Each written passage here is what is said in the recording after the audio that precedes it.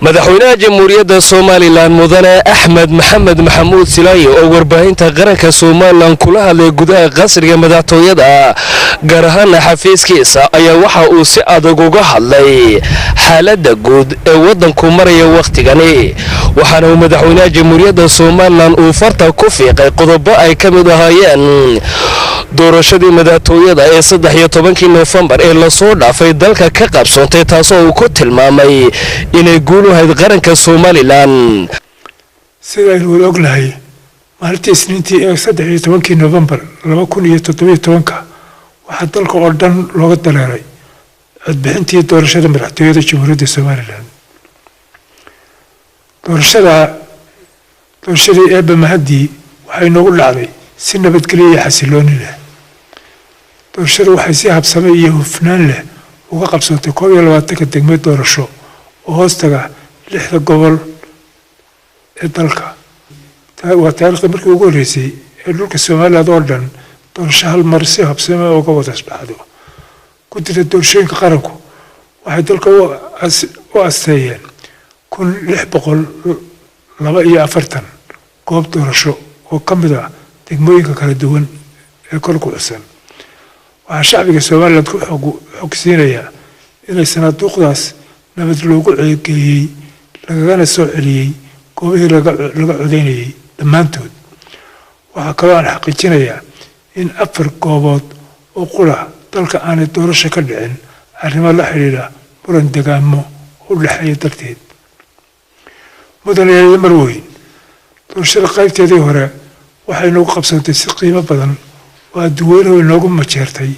isla markaana aynu ka helnay magac iyo maamuus aan la soo koobi karin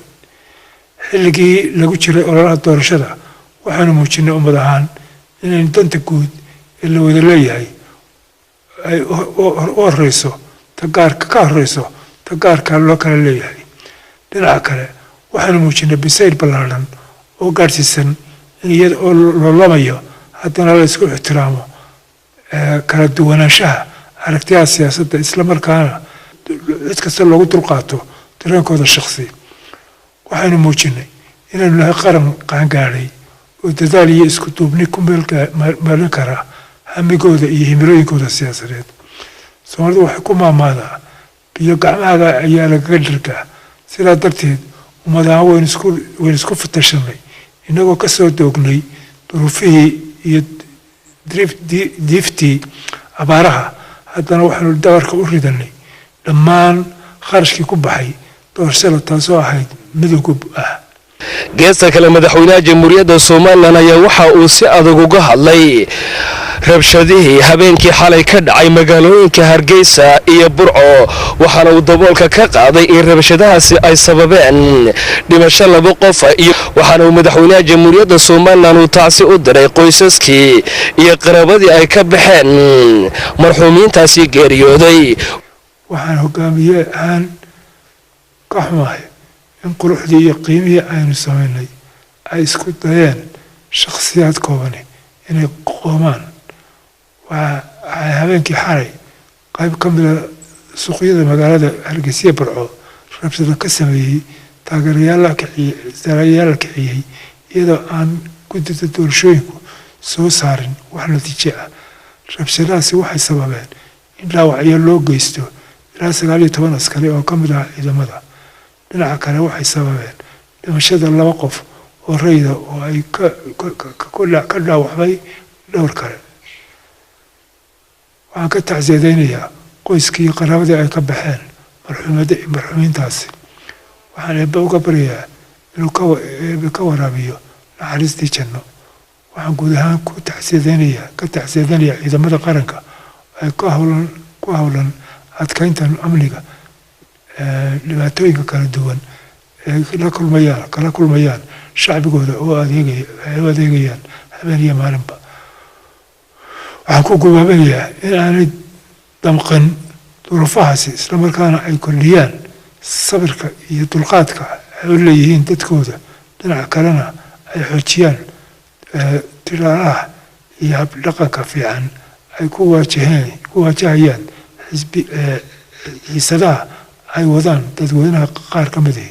waxaana ugu baaqay saddexda xisbi qaran ee somalilan iyo taageerayaashoodaba inay ilaaliyaan nabadgelyada islamarkaana aanay ka hor dhicin doorashada aan lagu dhawaaqin. waxaa reeban in xisbi gaar ah uu ku dhawaaqo inuu guulaystay ka hor intaan guddida doorashooyinku ku dhawaaqin natiijada doorashooyinka. waxaa reeban in taageerayaasha xisbiyadu sameeyaan dabaaldegyo iyo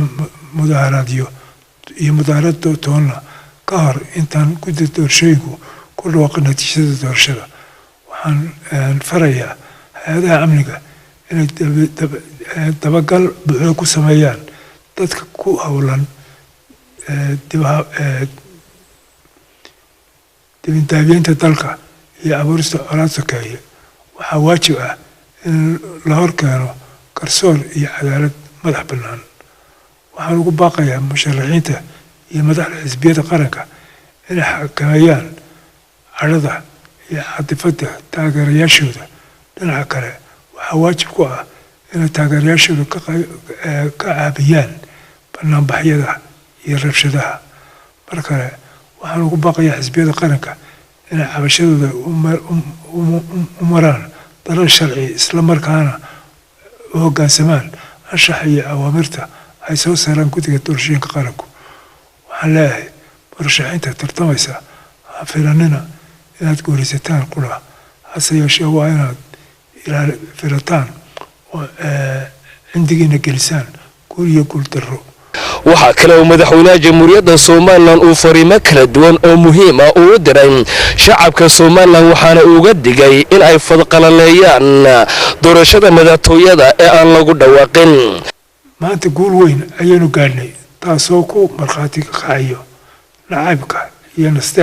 nasteexuba. sumcad iyo sharaf weyn ayaynu ka helnay qaabkii doorashada dalka uga dhacday. taasna waxaa si rasmi ah oo markhaati ka kacay warbixinta ay si daayeen goobjoogayaasha caalamiga ah ee kormeerka ku sameynaya gobolada iyo goobaha doorashooyinka dalka. sidaa darteed waxayna la gudboon inaynu adkayno amnigeenna islamarkaana aynu wadajir u ilaalino liibta iyo guusha. waxaan hambaliya halkan uga jeedinayaa xubnaha guddida doorashooyinka qaranka iyo howlwadanada sida ay u guteen xilkii iyo waajibaadkii saarnaa. waxaan kula dardaarmayaa inay inta hadhay guntiga dhisha iskaga dhigaan oo dadaalka iyo daacadnimada halkaa ka sii wadaan. dhinaca kale waxaan ku adkeynayaa inay iska ilaaliyaan guddoon jilicsan iyo gar weecsan ama gar eexo. waxaan shacbi weynaha somalilan ku hambaleynayaa sida ay gacanta buuxda u siiyeen goor kasta ciidamada ka howlan sugidda amniga iyo difaaca qaranka. sidoo kale waxaan ku bogaadinayaa degaanaanshaha, dulqaadka iyo bisilka ay muujiyeen muddadii lagu jiray ololaha iyo maalintii codaynta. duca qabayaal, waxaad ka dhigan tihiin geeddhagax lagu tuurayo oo isaguna milo u soo daadinaya qofkii siidayay. waxaana uu madaxweynaha jamhuuriyadda somalilan uu daboolka ka qaaday in madaxweyne ahaan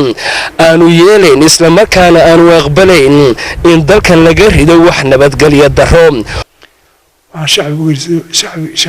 shacbiga somalilan u caddaynayaa inaan loo dulqaadan kari doonin cid kasta oo isku dayda inay abuurto fidno iyo fadqalalo islamarkaana khalkhal gelisa amniga iyo deganaanshaha dalka. waxaan leeyahay shacbiga isdejiya, hawelwelina, kalsooni qaba. dhinaca kalena ilaaliya nabadgelyada iyo xasiloonida. waxaynu ku guulaysanay inaynu isku jillo dhaqankeennii soo jireenka ahaa iyo gedi socodkii dimuqraadiyadda oo ahayd jida nagu cusub. waxaynu ilaalinay inaynu hantida ummadda loo adeegsan ololaha doorashada. sidoo kale waxaynu warbaahinta dowladda loo isticmaalay si siman.